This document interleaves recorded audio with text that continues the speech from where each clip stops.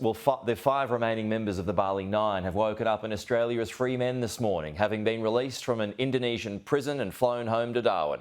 Joining us live now is the former ambassador and the now Liberal Senator Dave Sharma. Dave, good to see you. So before we get to this march yesterday and a few other issues relating to anti-Semitism, I just want to ask you, as a former diplomat now, how do you think the government has performed here in the bringing home of the Bali Five?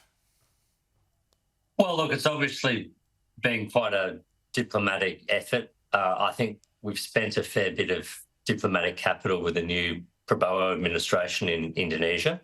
This is obviously a personal request that was made to the new Indonesian president, which he's been able to grant. I would like to know a little bit more if there is a quid pro quo, if there was some sort of set of understandings which underpins this grant of clemency effectively, whether it's Indonesian prisoners in Australian jails, that does not seem to be the case, or whether it's something else in the national security, foreign affairs space. So, look, I certainly, I'm sure the 5 and their families are very pleased, and I don't seek to take away from that, but I would like to know a little bit more of the detail about what exactly has been exchanged here.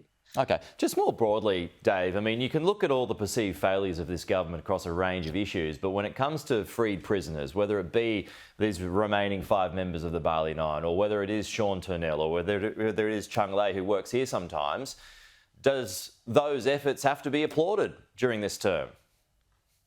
I certainly, I support Australian governments prioritising the welfare and interests of Australians who are detained abroad, especially when they're in unjust circumstances. So I think, we need to be clear here that the Bali Five now pleaded guilty. There's no doubt about their guilt of seeking to traffic drugs into Australia.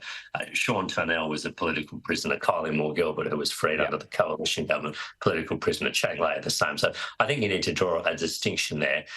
But yes, I applaud the government, although sometimes I would say that, the fanfare, for instance, that accompanied Julian Assange's return and release, having 2 ambassadors in Washington and in London personally escort him on a privately chartered plane back to Australia, was, I think, a little bit unnecessary. But, on the whole, no, I'm not going to quibble with efforts to get Australians released abroad. Now to an issue that hasn't gone at all well for the government. This is the frayed social cohesion that's been brought about through the rise of anti-Semitism here. Now you've got this situation with the Labor MP Josh Burns. He wants his own party to toughen proposed hate speech laws by lowering the threshold for vilification. What do you make of his push? Look, I'd like to see a little bit more. I think we need to be careful here to draw a distinction between speech and acts, though. We have limitations on people's right to freedom of speech for reasons and in certain circumstances, but they're quite narrowly constrained and defined. There are much fewer limitations on the ability of people to perpetrate violent acts. And I think what we've seen expressed against the Jewish community in the last 14 months or so has been way beyond free speech, if you know what I mean, way beyond vilification in speech. It's been acts of violence. It's been firebombing of synagogues. It's been torching of cars. It's been property damage. It's been harassment, boycotts, all those sorts of things. I think, the key to social cohesion is enforcing the laws we've got and enforcing the social norms we've got. I'll certainly look at whatever Josh Burns is proposing, but I think the biggest failure to date has been a failure to enforce the laws we've got. Yeah, okay. The Enough is Enough rally, how'd you reflect on that? Was it a good turnout?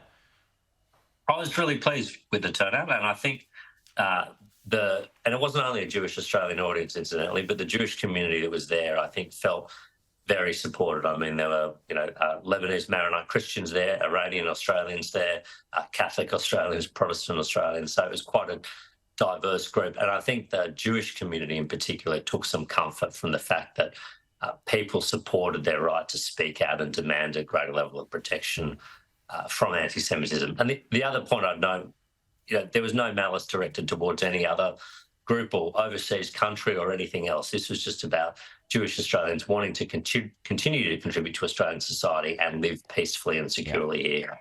All right, Dave Sharma, good to see you, Dave. We'll talk to you again soon.